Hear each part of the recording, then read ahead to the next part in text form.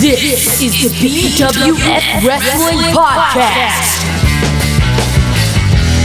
With your host and the leader of the BWF Nation, the King, Susan's Little Babu, the undisputed BWF Champion, Iron Demon Shane.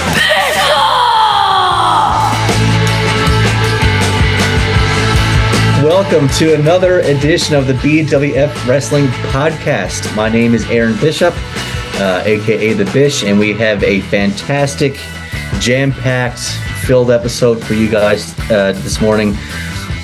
Where do we start? I have a punishment coming my way. I have to do the Cinnamon Challenge. We have Shane Mercer, the viral indie sensation, former NXT, WWE, Monday Night Raw, and AEW Dark Superstar on the show. You have seen his video lately. We have a fantastic 30-minute interview with the man. Also, we review Rock versus Hogan and a bunch more. So to take us down this journey, G. Patrick Condon, please tell us, everybody at the BWF Nation, where they can find us on social media. Hello, BWF Nation. And for all things BWF, please just go to the BWFpodcast.com website. We're updating that now. We're working the bugs out. Bish is soon going to be releasing his scantily clad photos there that you previously could only see on his OnlyFans. But he's doing this for you guys, for the nation. And I also want to say to everybody out there, we're doing the YouTube thing, so make sure you like, subscribe, hit the bell, comment, share, all that stuff. But I think subscribe and the bell is probably the biggest thing. So yes, Mr. Bishop, we begin a journey that I have been teasing for quite some time now. I have been frustrated with the way that these punishments have been going. They've been formless. And I said, no, there's now going to be a form. And that form is a little thing I have devised that's called the 6 labors. It's a climb. Oh my goodness. Oh my goodness.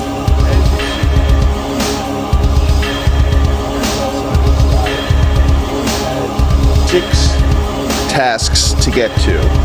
Now, I say tasks, but really at the end of the day, what I'm saying is that, you don't want to climb. You get closer and closer towards disaster. And disaster for you, Mr. Bishop, is your little belt there.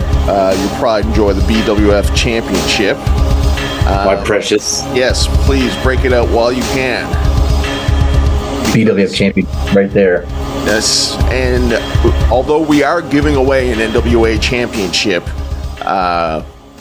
if Bishop loses, there's just no way around this for him. Okay, before we could have devised some other things, I thought that maybe I could have gone online and maybe faked a profile, or we could have canceled it, but no. Canadian law says that once you say that you're doing a giveaway, you can get fined and all that kind of good stuff if you don't do it. So Bishop, you will be losing that belt, but it doesn't have to be your belt. So hopefully you turn it around, because I think you're on a bit of a losing streak here. Thank God this is week 1. Yeah, bit of a losing streak. I'm not very good with my predictions lately. And mine, you see a little video cassette tape there, right? Mm-hmm. So, as some people know, me and Aaron, our friendship went to the next level when we started wrestling each other. And back then we were just crazy young kids, maybe a little too old to do it, arguably. Your early 20s, maybe it was a little too old to be at it, but it was post 9/11. The Iraq War was going on. It was just a crazy time. And, but we videotaped all these things. And now I've gone on to have incredible, successful broadcasting career in just the last couple of months. If you're a long-time listener to this podcast, you know that in the beginning months, I would talk about those wrestling matches all the time. And now, since all these great, amazing things have happened for me, I am a spokesman for many brands. And Aaron, don't know that I mentioned this to you, but I'm actually an answer in a crossword puzzle that was released in a crossword book, a Newfoundland crossword book this week. Seriously? Wow. No, I did not know this. So, please. Yes. Well, I mean, that's it. I mean, I'll send some copies around for Christmas for sure. But the release of these tapes would be no short of disaster for me. Detrimental to his career. Everything that I've worked on, and which is exactly what we want. Yeah. I don't throw this around lightly, but I would probably end up relapsing. But let's hope it doesn't go there, right? Let's hope. Yeah. Fingers crossed. But luckily for me, this week I'm still right here at the bottom. So what is the first week? Now, again, like as I said, we're going to be getting a little bit more crazier as we go. But this week, the very first one is an old internet classic known as the Cinnamon Challenge. And now, Bishop, have you ever done this? Did you know about the Cinnamon Challenge at all? I've heard of the Cinnamon Challenge. I've never actually watched any Cinnamon Challenge videos. I've never done it myself. I mean, it's fucking cinnamon. How bad can it be, really? Right? Well, I did some research on this, and it has caused the death of a couple of people. Because what happens is the cinnamon will coat your throat, and it suffocates some people. So there is an inherent danger in this. But the deal is you do a spoonful of cinnamon, swallow it, and then no water. And that's no water for the rest of the show, right? Well, we'll see on that. We'll see about that. Oh, no. Look, Bishop, I mean, this is the challenge. I don't make the rules here. Yeah, get it? Pre-coding? Okay, that's fine. All right, so Bishop, if I feel like I'm going to choke and die, though, I'm going to have a drink. So okay, that's fair. So before you do this, just want to let the people know that this was our predictions on Crown Jewel. I was 2 for 3. Bishop, you were 0 for 3. So I thought that you might have been right with your Drew McIntyre thing, but there was, I don't think, any title changes at Crown Jewel this year.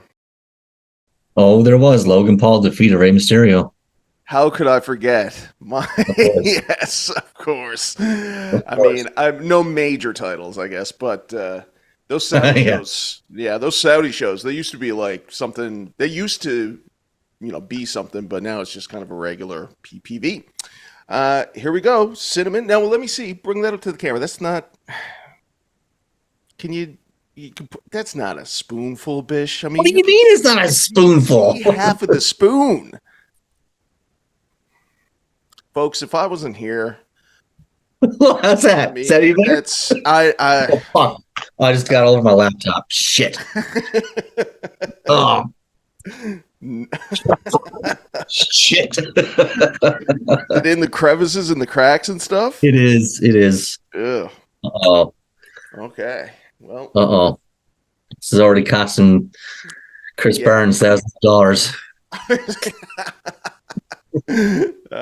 That's awesome. All right, go ahead, bud.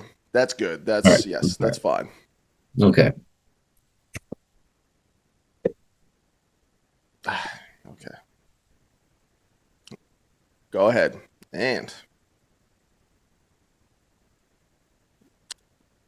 oh. What's going on here? Is it burning? Is it a burn? Dude, just swallow, Bish. Bish, just swallow. It's all over your shirt, it looks like. I can't. You can't swallow? Oh, God. Are you okay? Wow.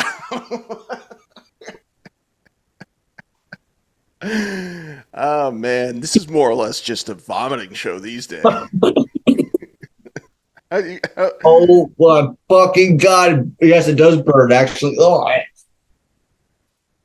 Oh, okay, well, we'll see how Jesus Christ. What are you feeling? Describe to the people what's going on right now. My gums, my tongue, everything is burning. I don't know what. It's like a paste. Is it? Did it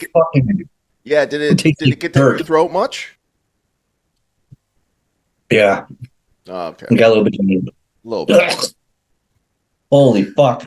Okay, so that's good. And now we'll see how that goes for the rest of the show. Again, no drinking water. But in the meantime, let's go and get the old Bish. Where is he there? Where's your little... Oh, my Lanta. I am coated in fucking cinnamon. And there you go, Bish. You are now one step closer to disaster. And what will be next week's punishment?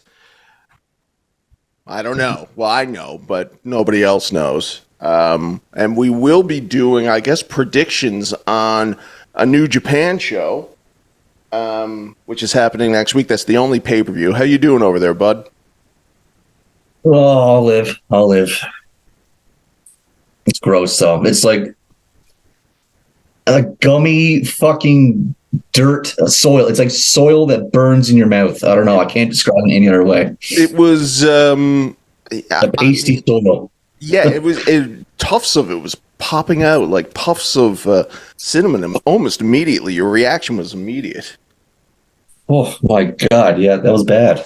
Really, really bad. I should also say that next week is not a food challenge in the sense of trying to make somebody throw up. So I'll just okay. Thank God. Yeah. Well, you might win this one. You might win. It's been almost a month now since I haven't had to almost gag or vomit. Oh man. Let's do. We'll throw up the screen just for a laugh, but let's do a little trivia / predictions.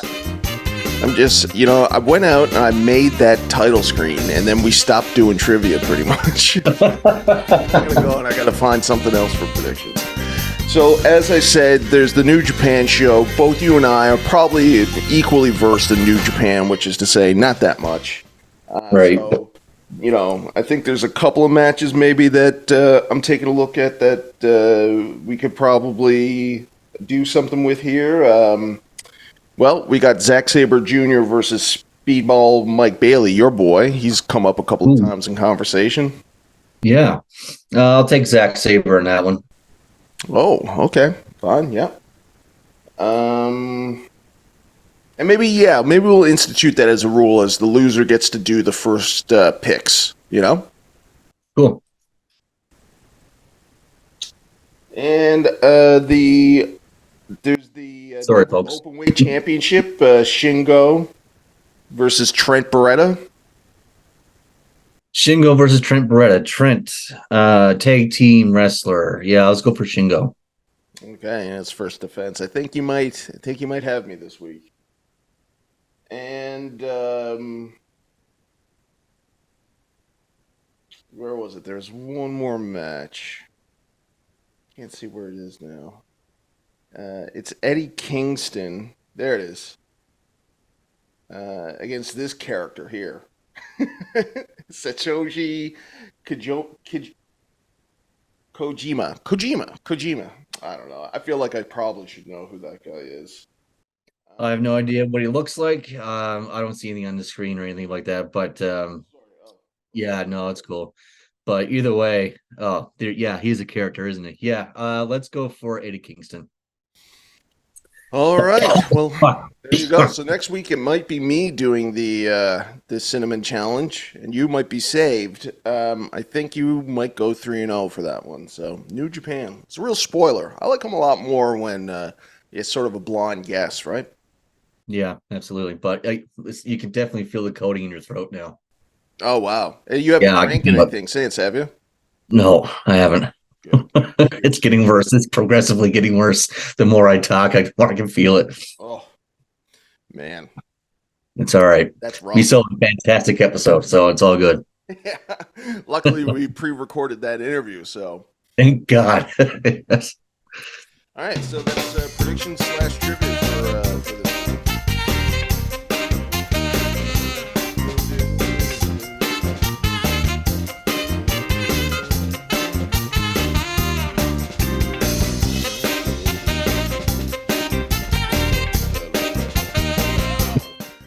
Bish. So speaking of Shane Mercer, you had a pretty good week, I think. We have never done an interview with a wrestler before, and last week you found this gentleman's highlight reel, and it certainly impressed me, and it impressed Skinner, I remember, too. And Skinner doesn't watch wrestling at all anymore, even less than we do. So you went out, you found him, you enticed him, and you brought him on the show. And just imagine that there's an applause happening here. So, Bish, why don't you tell us a little bit about Shane Mercer? Shane, he, as we said, we were watching his reel last week on The Real Deal.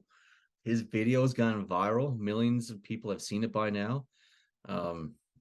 It's just one of those things where I was like, man, I would really like to talk to this guy and just, see where his head's at, because I've never heard of Shane Mercer before. But he was on NXT. He was on Monday Night Raw in a 6-man tag. He's been on AEW Dark. He's been well traveled. He's fought legends like Shane Douglas and Sabu. He's faced current W superstars like Austin Theory. He's been all over the place. He's fought everybody. So it was really cool just to reach out to this guy and just pick his brain a little bit. He's yoked too.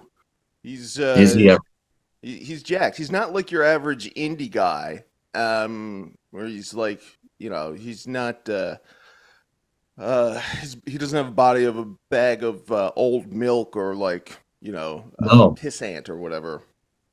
And I went down a rabbit hole watching a bunch of his matches, man. Like, I was up to 4 a.m. one night just like watching match after match. He's really good. He's got some good shit out there. So yeah, it was quite an honor to speak to this man. I'm happy that he came on the show. So Shane, if you're watching, thank you very much for taking the time. We really do appreciate it. I was a little bit nervous. I do apologize. As we mentioned, it was my very first interview, but I think it went pretty well.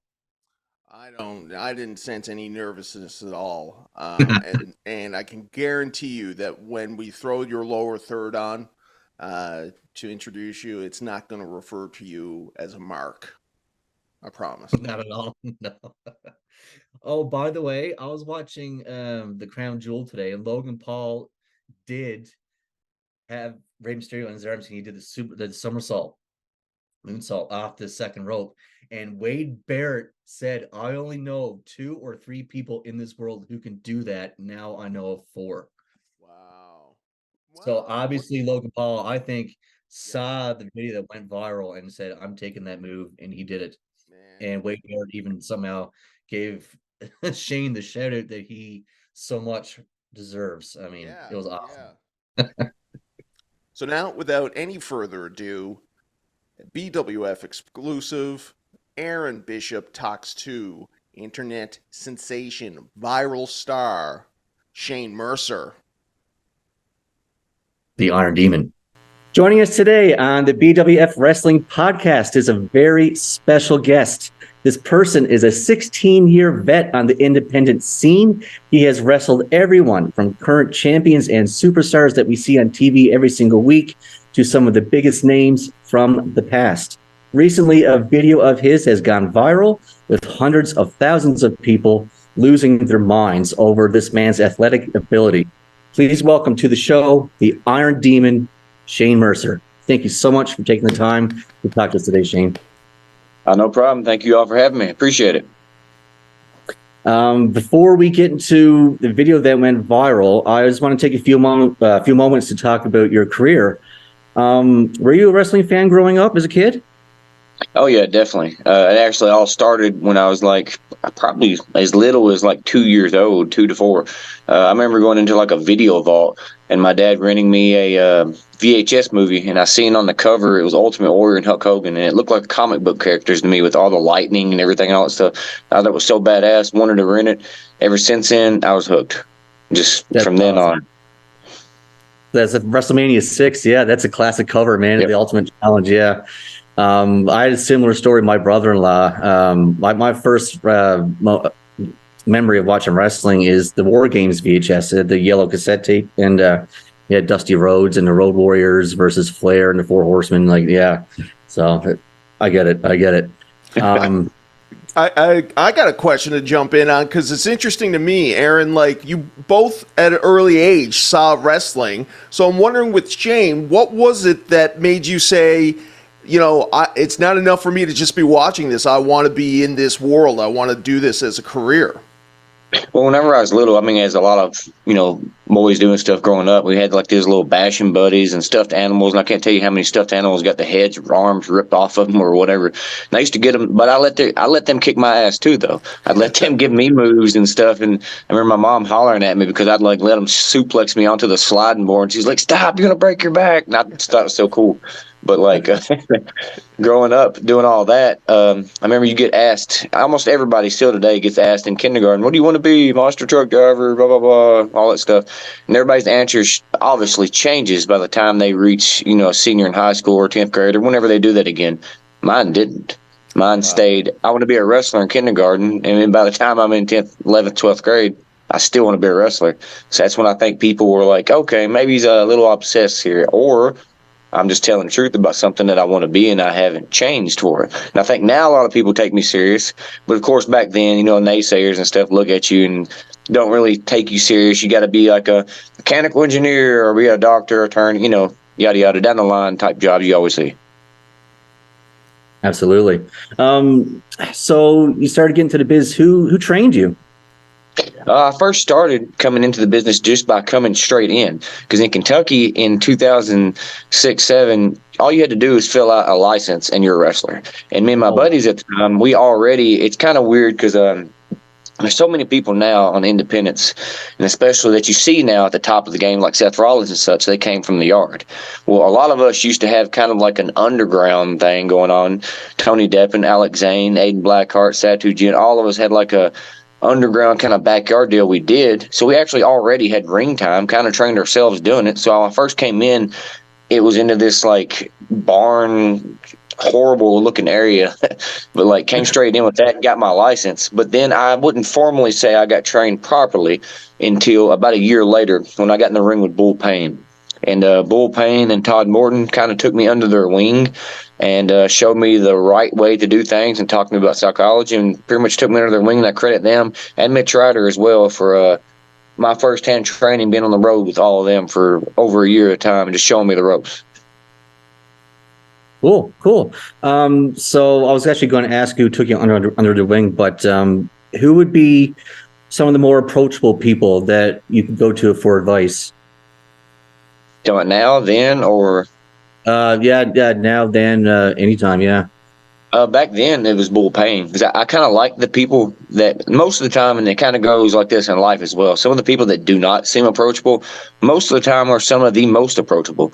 And I think that kind of goes in like mirror in her life, because I guess a lot of times the people who seem so approachable are not as much, maybe because they get approached so much about stuff, but I don't know. But yeah, Bull Payne back then was really approachable about stuff. He was really cool.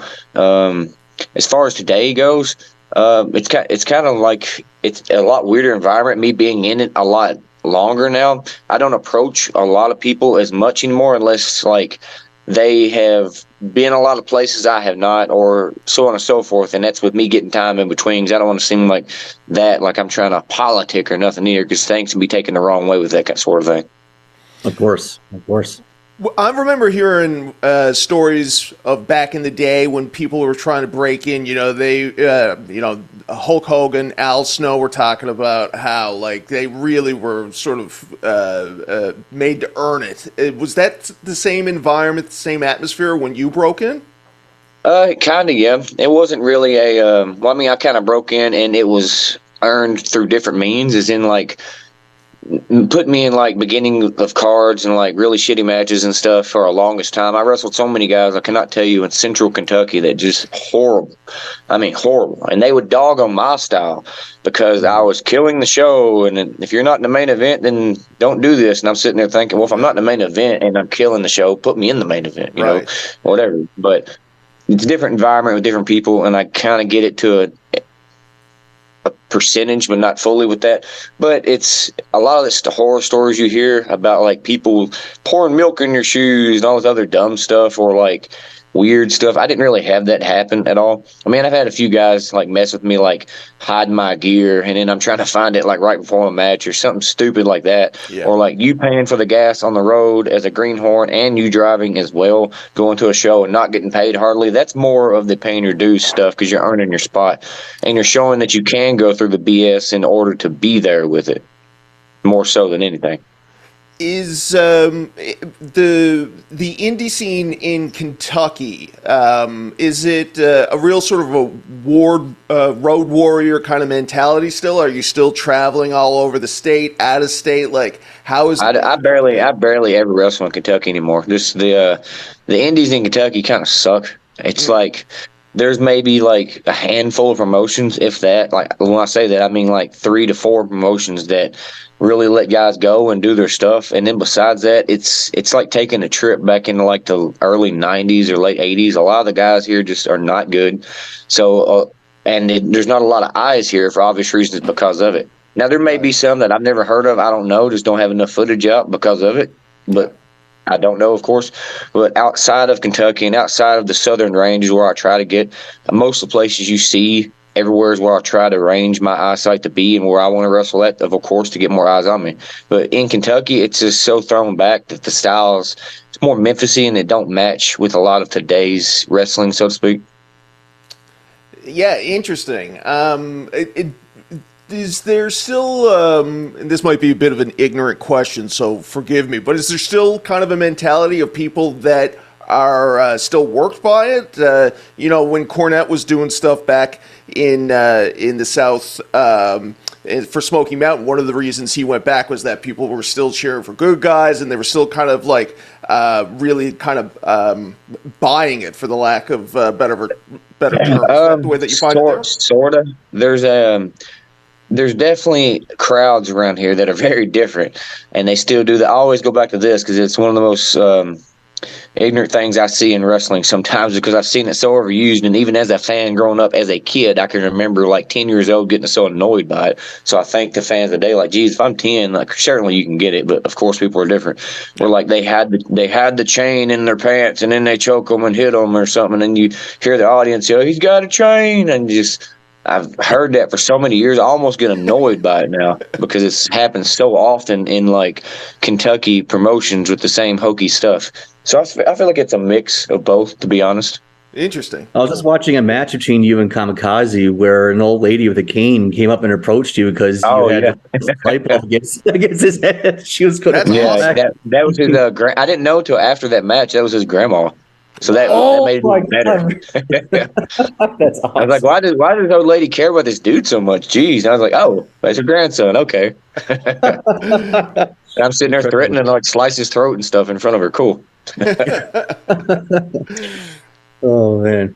So your style is so unique. Did you have any influences onto like how you want to have your ring style? Because you can do the power, you can do the high flying, you do the brawling, you can do lucha libre. I mean, Mike, you can do it all. You can literally match anybody's style. I mean, between BJ Whitmer and Penta El Zero Miro. I mean, like I've been watching a bunch of your matches lately. Like you can really go with anybody, and like it's incredible. So, do you have any influences on your style? I always just thought it was cool to have those. I feel like you always see like people want to see Batista and Brock Lesnar, or they want to see like Ray Phoenix and Penta, or they want to see like Kurt Angle and Daniel Bryan, like the same styles kind of matchups. I always thought it was interesting for me, like if you could put in like Hulk Hogan versus Sabu, or just something like off the wall crazy. I thought I'd be like, holy shit, I want to see that. That's so weird. That's cool. Like, I thought that stuff was cool. So I thought having taken a little bit of stuff, because I found interest in all those guys. I thought Sabu was awesome growing up. I thought Kurt Angle was awesome. I loved that. I loved the Phenom, Undertaker, and Ultimate Warrior. I thought that stuff was so cool. I even thought Goldberg smashing people and Brock Lesnar. I thought that was awesome. I'm not really a hater of any type of wrestling per se. The only thing you really don't see a whole lot out of me, but I have even done that before, is comedy stuff. And like with that, I won't do as much of the like invisible grenade and all that stuff. I'm just not into that personally. Right. Never have been. But as far as all the other styles and stuff, I've just found those very intriguing in different ways to captivate people. And that's what just made me want to get into that stuff. And then as far as like doing the moves and stuff with it, it's just more of a trial and error. What can be done versus what physically can't. And I think sometimes the only thing holding people back from that is this up here. Yeah. Yes, having the initial idea is like, that's the $1 million right there, is where do you come up with it? Aaron? So these crazy moves that you're doing, like, were you doing like these moonsaults and stuff like that from day one, or is this something that you've incorporated over time? Well, it's like I was saying, a lot of us started from the yard days. So, of course, we had trampolines and all that stuff growing up. And a lot of our stuff we would see is just people doing flips and acrobatics. And that came from the trampoline days. Like, hey, we learned how to do a backflip on a trampoline and fell down. Now we can do it onto our feet. Now we can do it and hang in the air and do it. Now let's do it off the trampoline onto the ground. It just kind of evolved to where we became more, precise with what we was doing, and then it evolved to a front flip. All right, front flip on our feet, front flip on the ground. Now let's do 450s, and so on and so forth. Because when I first started wrestling, my primary style of wrestling was I was a high flyer. That's what I always did. I wasn't just like strength stuff all the time. It kind of evolved into that because that's what more people wanted to see. And I was always loved avid powerlifting, but even with powerlifting, I was still doing a lot of high flying stuff because that's what intrigued me, and I thought it was so cool. But I found that there's a way to blend both worlds, of have like a Goldberg and a Rey Mysterio combined or something. I thought that was cool with it. Of course, I can't do as much stuff as I would like to do sometimes because I just can't get in there. If I'm wrestling somebody like Commander, for instance, you're not going to see me a lot of times give him a Hurricane Rana as he weighs like 60 pounds less than me. But I can get in there and do it whenever the time is right and show it off with it. And I feel like it means more than me just throwing it out all the time. Absolutely. How do your opponents feel about taking some of those high-risk moves? I mean, they got to be shitting their pants at times. A lot of them are scared, honestly. I'm really scared of stuff. Like this past weekend, for instance, I wrestled Alley Catch for the first time one-on-one. I wrestled her several times in scrambles and tags, but it was her first time one-on-one. So she was taking the moonsault and battery, and her first reaction before it was like, oh my God, I know you got me, but that is so scary. And then after the match, she's like, wow, that wasn't as bad as I thought it'd be. It's more of like watching it, it looks crazier than it is in the actual mechanics of it. Fair enough, because it does look crazy, man. Like, it looks amazing. Yeah, so innovative. So the video that sort of caught on by storm in the last couple of weeks, how old is that footage, and how long have you been doing the moves that we see in that video that went viral? Oh, that footage is from like now to the past 2 years. It's not really very old, to be honest with you. A lot of it's within the past 2 years of like just a lot of GCW stuff and freelance stuff and local stuff and stuff I've done there in the past 2 years alone. So a lot of that stuff I still do. I just pull it out. No, I don't pull it out all the time. And of course, some of the moves, most of the comments I see in it is, oh, he only wrestles guys. It's like 150 pounds. I didn't make the video. I feel like I have to make a video now where I'm wrestling guys like 300 plus just to get the naysayers and the haters to go away with it. But yeah, a lot of the moves, I'm not going to do some of those things. Some of those I can do. Obviously, you're not going to see 350-pound guy doing 2 flips in the air on a move unless he's just that talented enough to do it. But yeah. That was one of the questions too. We were wondering where the footage came from and how it was released. So you must have been kind of caught off guard to sort of wake up one morning and see that your social media accounts have just sort of taken off. Yeah, it was crazy because I've probably had within the past year like 6 videos go viral just off of moves or something crazy ass that's always happening or something like that. Like there's the Lion Salt, Moonsault and Battery went viral, the Moonsault Tombstone, hell, the thing with Masada being on fire. There's all kinds of different stuff that's went viral. And just seeing this, I thought it was just another deal. And then it was kind of compilation of it. So I think that's why it blew up even more. It's almost like each one of these moves kind of went viral on their own, but then there's compilation went viral in itself. Gotcha. Okay. That's one of my favorite, man. Like right there, the Tombstone is crazy. Like, I love it so much. Goldberg always did the power slam, so I just had to change it up a little bit. A little bit, yeah. And here you are doing the Spike Dudley throw into the crowd. That initially started with Logan Stunt. I had some people there originally with him at Black Label Pro GCW 2-cup stuffed, and there's supposed to be some people to catch him. Well, the people there to catch him most of the fans around them were saying no, no. So I legit threw him on the other side of the ring towards the crowd that was saying, come on. And I don't think they knew I was going to do it. I actually did it. No one got hurt. No one cared. I think they loved it. But that was all fans. There was no plants there whatsoever. Wow. And Logan Stunt, that's Marco Stunt from AEW fame, correct? That's it. No, it's Marco Stunt's brother. Marco Stunt's brother. Oh, wow. Okay. Yeah, I've done it to Marco and Logan. So both of them went by. All the Stunt brothers. All the Stunt brothers, yeah. I want to go back a little bit, though. I want to talk about your IWA Mid-South Championship. So you won this back in 2015.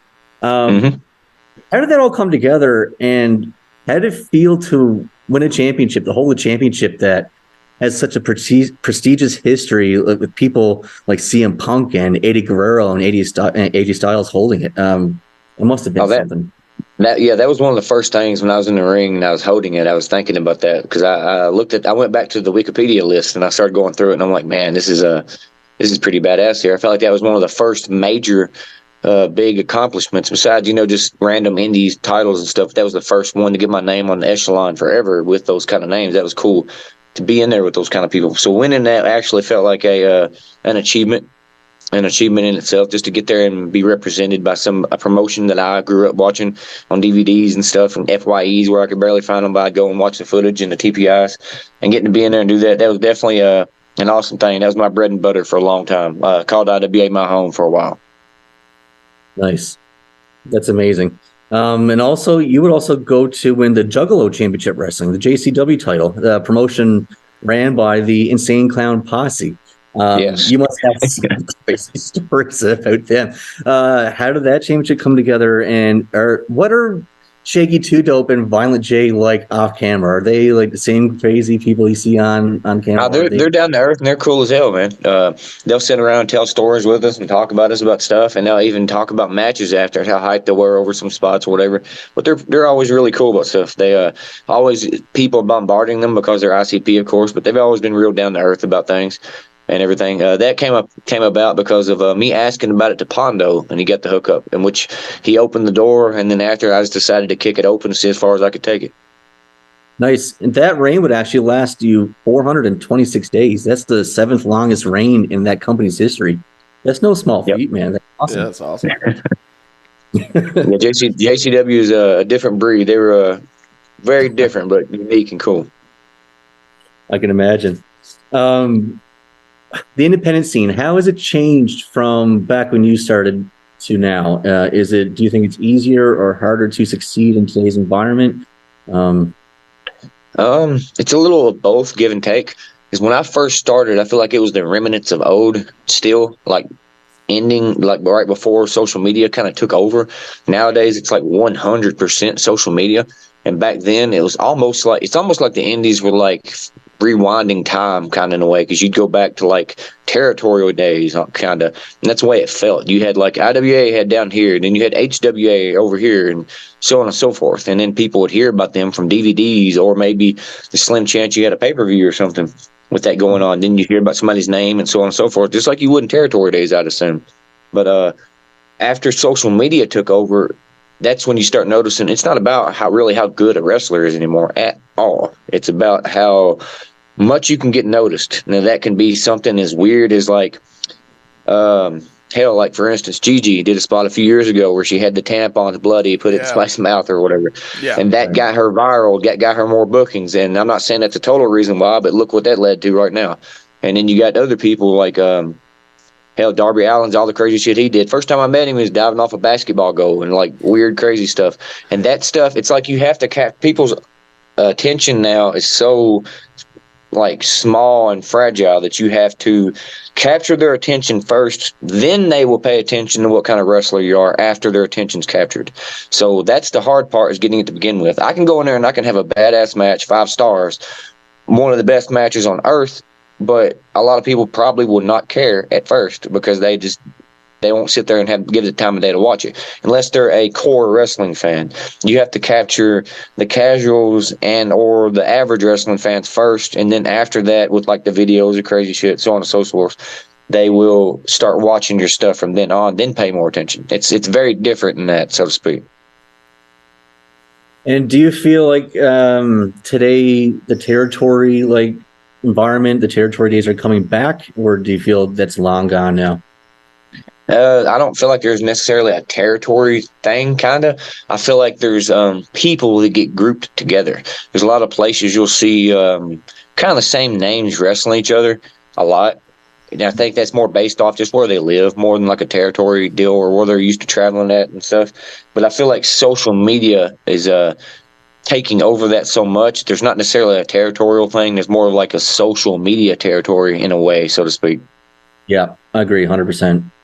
So how often are you wrestling? Are you wrestling like a couple of times every weekend, or like what's your like how many days a year do you figure you're going now? Let me see here. I'm usually wrestling every week. In the off chance I'm not wrestling that week, I still get about two to three bookings almost every week, and then sometimes I may have just one. It all really depends. I'd say I'm wrestling no less than 10 times a month, so I'd say about no less than 100 matches a year. Yeah. Wow. And has traveling on the road changed at all from the time that you've broken into to now? It's just gotten longer, a lot longer. Yeah, and of course, more flights and things like that now, more than back then. So whereas back then my name wasn't big enough to accommodate a promoter paying for a ticket, but now my name's getting a lot bigger, and they know I can draw eyes to their show or bring it, and they'll accommodate things like that and so on and so forth. If you have to pick one match to show someone who does not know who Shane Mercer is, what would that match be? Let me think here. If I was going to capture somebody's attention right off guard, I'd have to go with two right offhand. I'm sitting there scrolling in my head through all these styles, and it really depends on the fans in front of me. But it'd have to be either the match I did with Speedball Bailey earlier this year, or like you all was talking about, one of the matches with either Marco or Logan or Yo-Yo, just because those are so much filled with insanity that I think even if they wasn't a wrestling fan, they would stay tuned just because of how crazy it got. Yeah. I wanted to bring up that Mike Bailey match, man. That's a banger. That's a really good match. That's awesome. Yeah, I got the chance to get in there with him, and it's like I said, a lot of times I get put in matches or I get put in scrambles or something weird and random, and I love it when I get put in the opportunity with somebody to showcase I can go, because I want to be more than just a gift dude or something like that. And I get opportunities with Speedball and like BJ Whitmer, like you said, and I want to show that, hey, I can still go if need be, just let me do my thing. But sometimes even the good in itself, it's like if a high flyer can do everything in the world, but they do high flying, and that's one of their niches, sometimes they get put in that as a niche in itself, and that's all people want to see out of them. So it's kind of a back against the wall deal sometimes with some of that stuff. Gotcha. But anybody who's watching your matches, man, like, I don't know, I think they're fantastic. They're so entertaining. Like you're so athletically gifted. Like, it's incredible to see. And we've seen you on AEW Dark. We've seen you on NXT. We've even seen you on Monday Night Raw. What's next for the Iron Demon? Where do you see yourself in the next 5 years? Well, man, hopefully I'm going to open up my own dojo here in Kentucky and get some people trained and have a ring around here for people to use. Besides that, I look forward next year to heading back to Japan, heading to the UK, getting some worldwide tours along, and then if anything, if the stars aligned, maybe a contract somewhere. But we'll see where that goes and so on with that. Do you have any dream matches for yourself, personal dream matches that you want to compete in on the independent scene or in Japan before you do sign a contract anywhere? I'd like a one-on-one with Kensai. I got to wrestle him in a tag match this past summer over there. That'd be fun. Let me see here. I'd like to go against Josh Alexander, Jonathan Grisham. Nice, yeah. There's a few out there. I'd like to go with Cage again, Brian Cage again, one-on-one. That'd be fun. And I'd like to, if I had two signed right now, I'd love to go up with Sheamus and Gunther. That'd be really fun. Yeah. That'd be crazy. That'll be the match of the century. Sheamus just because of my hair. I've been talked about with him for so long now, just because of the skin and hair. So I got to do it. Yeah. Do you have a match coming up this weekend, or what's next for you? Yeah, I got a death match this week against John Wayne Murdoch at Horror Slam. So I got that going on, and then good friend of mine, legendary Larry D here in Kentucky, was signed to Impact for a while. He's retiring, having his final match this weekend. So I'm doing a show to commence his retirement down here in Kentucky. Nice. That's amazing. That's great. Thank you. Yeah, thank you very much for taking the time to talk to us today, Shane. I mean, congratulations on your past and future success. It's incredible just to watch your matches. I can't wait to see more. So that was the interview. I thought that it went by pretty well. I did forget to ask him one question. I wanted to ask him what his worst injury or the biggest bump that he's ever taken was, but say la vie, whatever. I'm sure we'll speak to him again some point down the road. What did you think of Shane? I thought that he was super cool, man. I could have actually spoken to him for like hours. I'm fascinated by hearing what the indie scene is like today. Because, I mean, I'm sure that it's even changed more in the last couple of years now that there's more places to go besides the WWE. And just a little bit that he was talking about what it was like in Kentucky and stuff like that. I can't wait to get more guys at his level on the show and, do a little exploring and a little investigating on the life of an indie wrestler in the mid-20s, right? Yeah. I thought that he had a really interesting answer to speaking about the territories and stuff like that. And he mentioned that he thinks social media it's his own territory, which, absolutely. Yeah.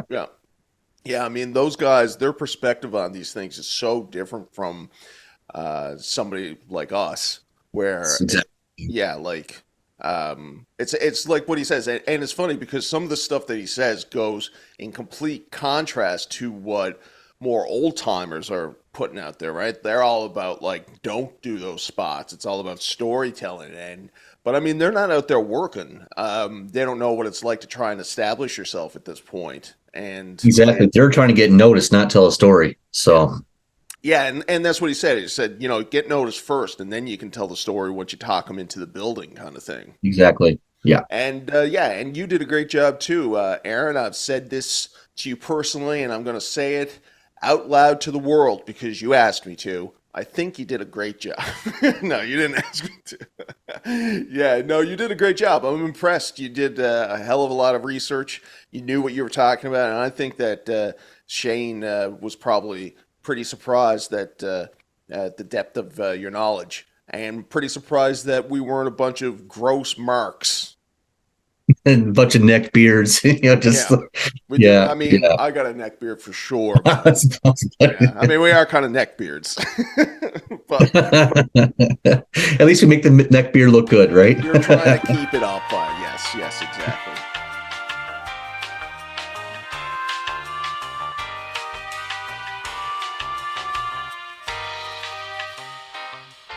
Yeah, Bish. I mean, this promotion we're doing, you're screwed, buddy. And like I said, I thought that there was an avenue where maybe we could, get out of it somehow. But no, the people I spoke with at K-Rock said that maybe we could have gotten away with it had I not announced it on terrestrial radio. But, I mean, somebody's got to win this now. Yeah, sorry. But, I mean, if I end up, this could be the worst thing that ever happens to me because I could have to buy you that belt back again if I lose this challenge, this 6 Labors challenge, and then while also having to do a watch along of our old BWF tapes. So, with that in mind, one of the questions that I got this week is from a guy that wrote in through the website bwfpodcast.com, and he said, if you could interview one wrestler from the past, I'll just bring this out just so you know that I'm not shooting. If you could, if it's Wilshaw, I don't know if I should not show his email. I don't know. If you could interview one wrestler from the past you have never interviewed, who would it be and why? Second question, who do you think has the worst finishing move in wrestling and why? Paul. So I mean, he wants to know if you could interview one wrestler from the past that you have not interviewed, Bishop. Who would it be? You know, it's a small list, but who would it be? Small list, yeah. And I think maybe you should blur out Paul's information and post edit just so the world doesn't have it. I think that you should mind your own business. All right, I'm gonna get in touch with Paul and I'm gonna see if he's cool with that. Well, Paul, if I could interview anybody, it would be Roddy Piper. Oh yeah, yeah. He was one of the nicest people, one of the nicest wrestlers I've ever got to meet. You know, we had a really cool heart-to-heart moment just between fan and hero kind of thing. And I don't know, I think he would be an excellent interview. He would have a lot of interesting stories. Yeah, so definitely Roddy Piper. And where was it that you met him? Under what circumstances was he? He came to St. John's. I can't remember which federation it was for, but he had a meet and greet before the show. Cool. Yeah. And I think mine, he's still around, and actually we might be able to get him. I'm sure it would cost us. Mine would be Honky Tonk Man, I think. Nice. Yeah, and you know what would have been good too? Like I'd like some of these guys that that you know we're only in for a bit, or like only really like they're like Greg Valentine. I think would be an interesting interview. Or like Brutus, Beefcake. Mm-hmm. Like those are the guys that would interest me. Tatanka, Tatanka would be a great guy. Just to talk to him about the Luger stuff and but there's some guys, especially now with shoot interviews being as prevalent as they are. I don't think that you'll get a lot of guys that open up and are like open to really kind of shooting. But I think Honky Tonk can't help himself but shoot. No, he's shooting interviews too, right? Legend. I've met Honky Tonk, on a couple of occasions actually. Great guy. My God. Okay, and what was the other question? What's the worst finishing move? I think was it worst finishing move in wrestling? People's elbow. People's elbow. Did we answer People's this elbow in the past? Yeah, we have. This is on one of our archives. Go back, listen to it. But People's elbow, for me, it just looks stupid. It doesn't do anything. It doesn't hurt the opponent. And the opponent has to sell it like they've been shot. So People's elbow. Yeah. I can't remember what my answer was on that. I think you're consistent. Mine might have been Sweet Chin Music just because it's not even really a finishing move anymore. So that could be it. That's what I'll say now. Oh yeah, baby. So now that was a question that we had written in, and then another thing that happened was I had a question, and I'm not going to do the thing where I write in and try and get my own answer, question answered on air, and then I win the whole thing. That's not what this is about. All right, this is about building a fan base legitimately. And so I went on Reddit and I took it to the people, and I told them that if you answer this, you would be put in to the draw. If you would, give me some answers. And mine was my question to them was, and I'll put it to you as well, Bishop, is we're a solid year in now for Triple H being the head booker. You could say that he took over around SummerSlam and things were, probably just cluing up Vince's stuff. And maybe Vince was still poking around, but consistently now for about a year. And so my question was, what are his best moments? And do you think he has done any moment that will be iconic, in the highlight reels that they show, like Hogan and Andre, Hogan and Rock, that sort of thing. Shawn Michaels jumping off the ladder. I think the man's greatest moment was when he gets stunned by Stone Cold for the first time in Madison Square Garden. Another great moment of his was when he. Wait now. Whose best moment are you saying? Vince's. Is it that who we're talking about? Vince McMahon? No, Triple H. Oh, sorry, Triple H. Oh, Triple H's best moment. Yeah, obviously Vince has been booking since back in the day. Like he's got. Or yeah. I'm wondering if you think what are some of Triple H's best moments, and has he done anything that is like an iconic moment that's up there with like him being stunnered and that sort of thing? No, he hasn't really. I can't think of anything. I mean, Well, I put it to Reddit, okay. and they said there's a lot of Gunther. Like, and again, like people on Reddit, they're a little retarded, so they don't. I said it as clearly as I could. Like, is there a moment? So Gunther, and yes, Gunther's been good. Gunther has been good. I love Gunther. I hope I get to see Gunther at Survivor Series.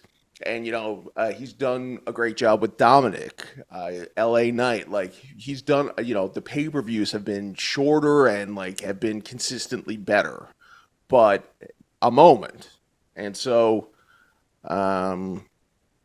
Gunther, Dominic's growth into the North American Dream, Sammy and the Bloodline stuff, which I don't even think is Triple H's, that he could take credit for that. And if you did, it would be right around the time that the Bloodline started becoming stale. Yeah. Agreed. I mean, maybe the Gunther at Royal Rumble when he outlasted pretty much everybody. He was number one, I do believe, or number two, and then he lasted till the very end, set a new Royal Rumble record. So maybe that. But I mean, I don't know. Can't really think of any moments in the past year that have been all-time worthy. Yeah. We got all them solid PLEs, which is the new pay-per-views, elevating the roster, insane turnaround, focus on just a few people like Brock, Roman, Bianca to elevate everybody else up, blah, blah, blah. The end of the Finn Edge I Quit match last year with Rhea's You Taught Us Too Well before giving Beth a concerto was great. I didn't remember that. Do you remember that? Not at all. Yeah. Now, somebody did give an answer here that I think, especially now with time past, you could say, and it's the build and the return of Bray Wyatt last year, which the build and the return to Bray Wyatt last year. Build and return, I guess, yeah, but it fell flat after the Royal Rumble. I mean, that match was the drizzling shits, and then we never saw him again. Rest in peace. But I mean, he had the cool moment when he came out at that pay-per-view again, and all the puppets were real life people and stuff. So and we've covered that in our archives too. So, yeah, I mean, inside of that, but I think maybe that one moment of Bray coming out and taking off the mask, that might live on for a while, Like I said, especially now because Bray's gone, and then everything else is just kind of like night one of WrestleMania, Judgment Day, Dirty Dom, blah blah blah blah. Anyways, even the bad answers, you're all entered into the draw, which brings the total number of people in the draw now up to 47 people. Bishop, it's fantastic. Just in 2 weeks, our popularity has exploded in ways that neither you or I, certainly not you, could have ever imagined. Honestly, it's true. Thousands of people have seen our social media stuff. I mean, I think our last reel, 10,000 people have now seen it. We've reached 15,000 people in the last 7 days. So, yeah. Where's that? That's Facebook numbers too, is it? Just Facebook numbers, yeah. Oh, baby, you're not even taking into consideration. Like our TikToks are consistently getting hundreds of views. And if you go on there now, on the TikToks, I've started doing daily rankings on there. Every day, okay. I do a blind ranking, 10-1, until I get it perfect. I donated blood today. Was feeling good. I got to the 9th wrestler, and thought that this would be it. But then number 10 Um, I had to put Stone Cold Steve Austin at the bottom of the list, and so that busted the rankings, obviously. So, anyways, hundreds of views on TikTok. YouTube is taking off like gangbusters. Just to give you some stats on that, I don't know if anybody cares about these stats or if this is something that we should be talking about in private, but Okay. But yeah, just looking at the content here, our shorts to promote the episode is what do we got? Like hundreds. We got thousands. Thousands. Yeah. So yeah, I'm pretty pleased, and it's in no small part to you, BWF Nation, who has risen and come together and expanded, and we're taking over. That's right. We are taking over, and that's why we are giving away one of those prized NWA Championship belts to one of you lucky winners. Yes. Okay. That being said, I think it's time maybe we get into this week's episode, which is an iconic episode, an iconic match, an iconic feud, possibly, I mean, I don't know where I would put it, but what do you have to say about the Rock and Hulk Hogan match? We've talked a little bit about this before in the archives as well. It's definitely 100% in my top 5. It might even be my favorite match of all time. I mean, it hits you in the feels every time, and I remember exactly where I was when it happened. I mean, what a moment. So going over this will be fun, going down memory lane, because it's all pleasant memories, and there's a pleasant, good ending to a match. Nothing like falls flat. So I mean, can't wait to dive into this. It's Rock versus Hogan at WrestleMania X8 2002. Good stuff. You ready? Let's do it. It's the Chronicle. Let's do it. Baby.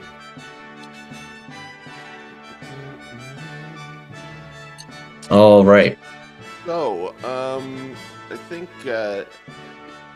maybe to give context, we have done an episode that is about the NWO in WCW, the good days, and we skipped over all the bad, and now, years later, the NWO is coming back, baby. Vince is bringing them in an iconic moment himself. He's talking to a mirror the entire time, spins around, and NWO is on the back of the seat, and he's bringing them in to kill his promotion. You inject a lethal dose of poison into the WWE. That's my best Vince impersonation. That's good. That's a good one. And so that was awesome. And then it was around this time that they had that what would you call it? It was the WWE package for what was it called? It was the Kid Rock song and like Lonely Road that was like spanning the entire generations of the WWE. Do you remember that? I don't even remember this Kid Rock thing. I have no idea. No. Oh my God, we got to watch a little bit of that then. Okay. It was one of those WWE Desire videos. Oh, like the Creed ones and stuff like that. My Desire. Yeah, but it was shit, yeah. So probably shouldn't let Kid Rock song play, but it just spans the entire almost the entirety of WWF. And they're showing people that I'm watching this now without sound. I'm getting goosebumps. Do you remember this? I don't. So this had been playing on WWE television for months. And then shortly thereafter, after Vince announced the NWO, I mean, you're just going to have to go back and look at it, but it starts off normal.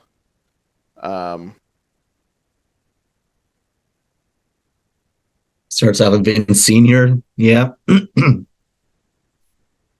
Sammartino. Pat Patterson. Pedro Morales. The Sheik. Oh, here we go. NWO stuff is starting to morph into it. Okay. Nice. It shows him kicking trash out of the ring. Just like, it's so good. He's just slapping Luger. It really has the feel of the old NWO we're taking over stuff, right? Like, Really does, yeah. Right? That's good shit. Oh, Wow. man, it's so good. And so, but we're not talking about the NWO really, but they, so they're setting it up, and it looks like it's going to be pretty cool. Then No Way Out happens, and I think immediately the NWO is sunk. They come out, and I don't know, whatever their like thought was to get them to come out and apologize and pretend to be good, like it just didn't work. Do you remember when they came out? Yeah, they're trying to like blur the lines of reality a little bit, so they're coming out as themselves. And they're asking the fans, to give them a chance for redemption. They're sorry they left the Federation in the first place, but they're back. But then, of course, at the very end of the show, they go into full NWO mode and they spray paint NWO on Austin. The main event at WrestleMania was supposed to be Austin versus Hogan, but neither one would job to the other. So they had to go plan B with Stone Cold versus Scott Hall and The Rock versus Hogan. Which I think you put some respect on Scott Hall's name. No giggling. I mean, it wasn't good. It wasn't good. And they had Kevin Nash there because they weren't sure that Scott was going to make it. But I think that Hogan and Rock was the better match anyways. I don't think there's any way that Hogan and Stone Cold would have meshed together. And I think, looking back at it, it seems obvious that Hogan and Rock are very similar in their DNA of what they do as a professional wrestler. And it was a style that Hogan certainly had perfected in the 80s, and you could see just by the way that they, we'll look at it, but I mean, in this match, they're not doing a lot physically. But they got the crowd like nobody has ever had the crowd before.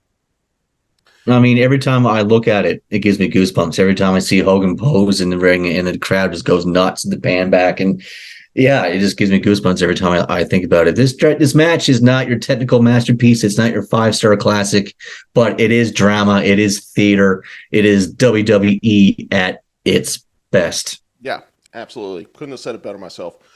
So NWO comes in, and we see, the interactions between these people.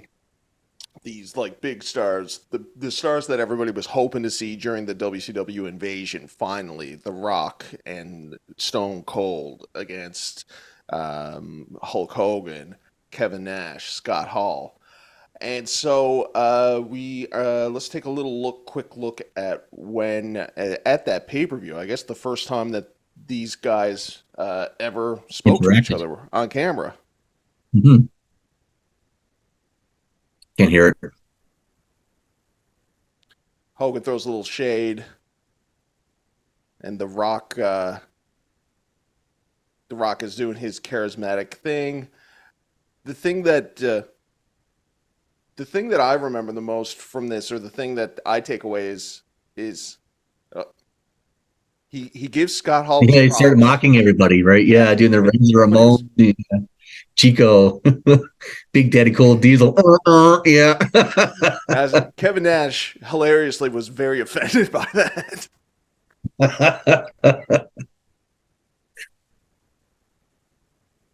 And so Rock tells him to stick that camera up his ass, pretty much.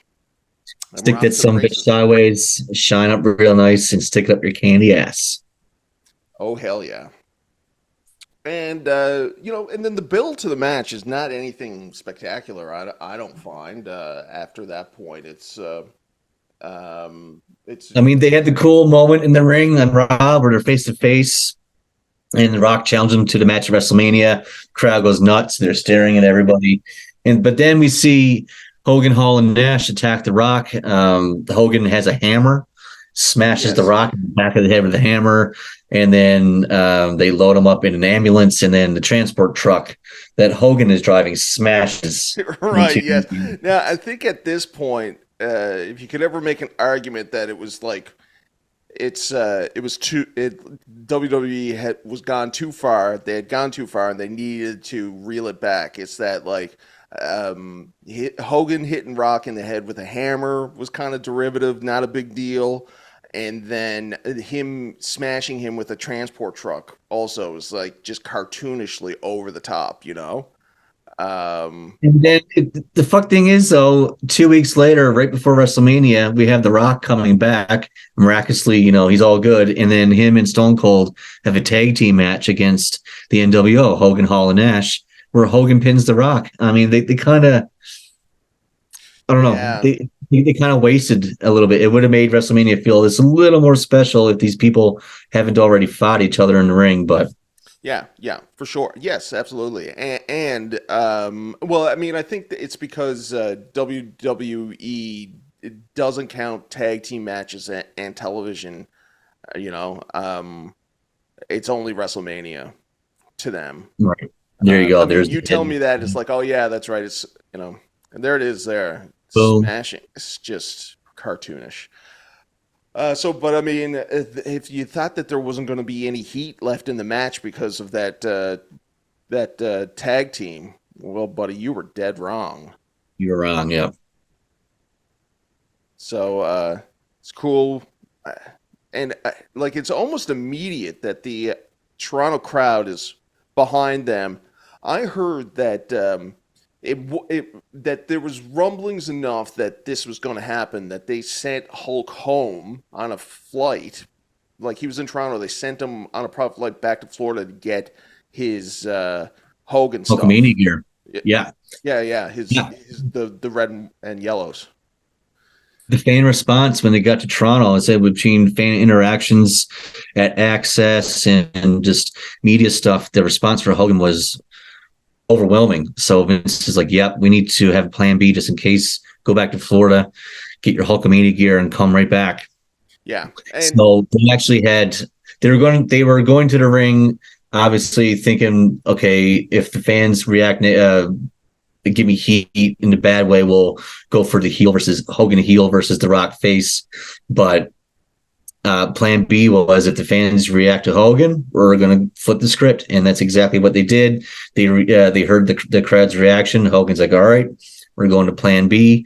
Rock actually was told by his father to listen to Hogan in the ring the entire time, just shut up and listen kind of thing, and that's what he did. Oh, cool. Yeah. I didn't know that. Hogan called this entire match. Yeah. Iconic moment here with their looking out. And I wonder, everybody says that Hogan is this master politician. Do you think Hulk had any idea that when he signed up to come back with the NWO that it was going to mean another run with him in the Hulkamania Yellow and Reds? You got to think it was in the back of his mind somewhere for sure. Did you hear the story though? We got to watch the fans here like that. But Hogan apparently the day of WrestleMania was trying to politic backstage, and he's like, I don't know if I want to do this. Like, he didn't want to lose. He wanted to go over to Rock. He's like, I don't know, losing with me, brother.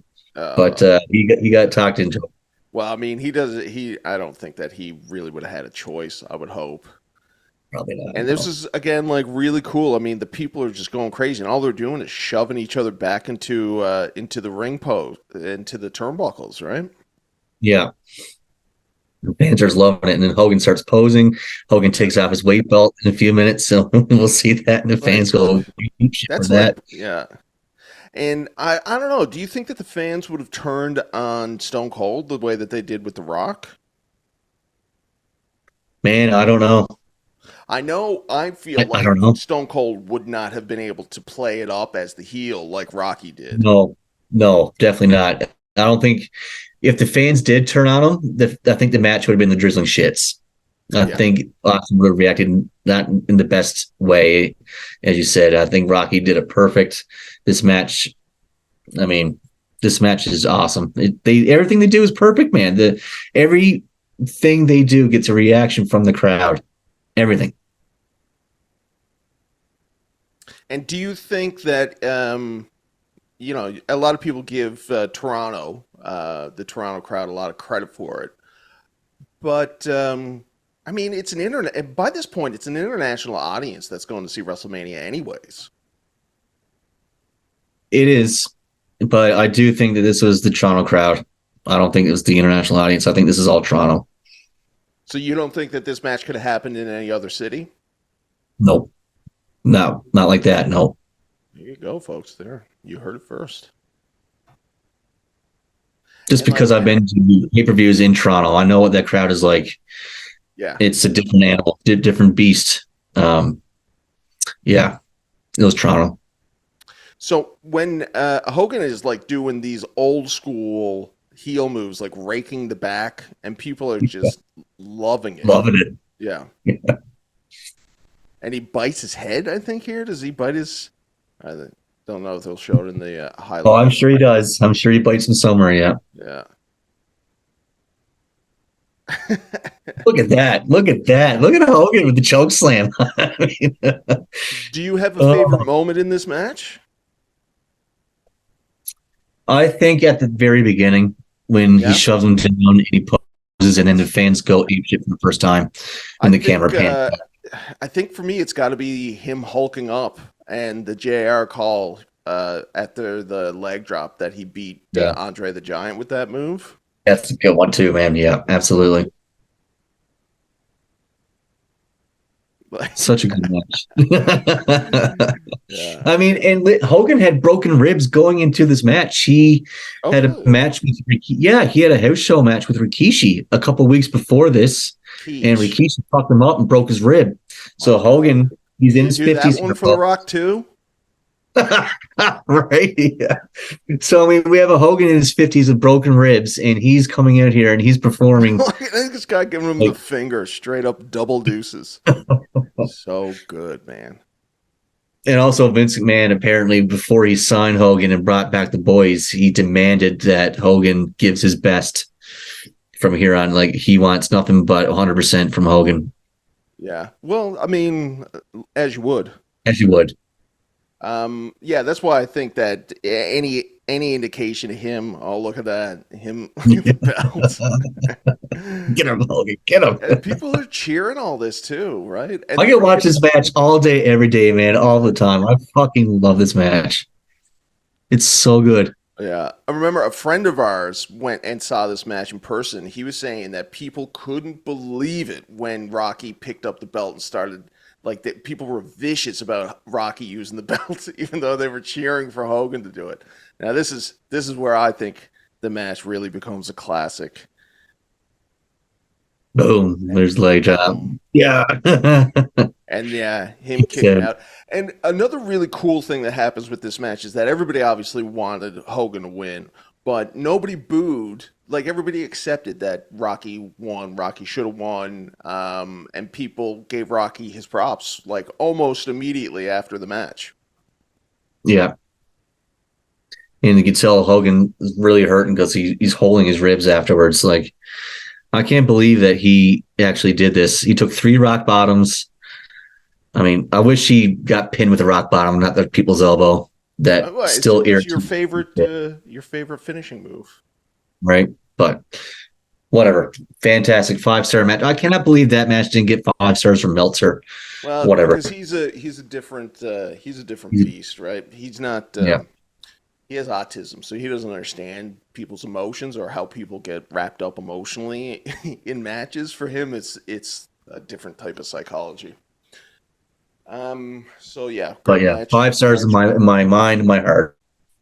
There you go. You're on notice, Meltzer. Switch it up. Aaron, it's been a great episode. We've done it all. I'm looking at the run sheet now. I've been sweating up and fogging my glasses up this entire episode because of the heat that we have been laying down thanks to the interviews, the hot takes. Aaron said right here, folks, he said he contradicted me right in front of you guys and said that Toronto is the reason that that match was good and it wouldn't have happened anywhere else. So that's the only kind of thing that you're going to get at the BWF podcast. We got predictions. Aaron, we're at the end of the show now. How's the cinnamon? Was it that big of a deal? I'm very thirsty. I'm not gonna lie. But besides that, I mean, no, like 5 minutes after the fact, it was fine. I mean, it got a little bit in my throat, but I've had a lot worse. Definitely gargling the pickle brine is way worse of a punishment. So. Nice. Okay, well, we'll see what happens next week if somehow you manage to lose those predictions, which I don't think that you will. Then I will be doing the Cinnamon Challenge. Aaron, anything else you want to say to the good people of the BWF Nation? Thank you for joining us again. As always, I hope you've had a fun time this week. I hope you learned something. Go check out Shane Mercer on YouTube. His stuff is awesome. And next week, we'll be back with some news. We'll be back with the real deal. We'll be back with all kinds of crazy shenanigans, including Condon eating the dreaded cinnamon. Until then, folks, have a great week and take it easy.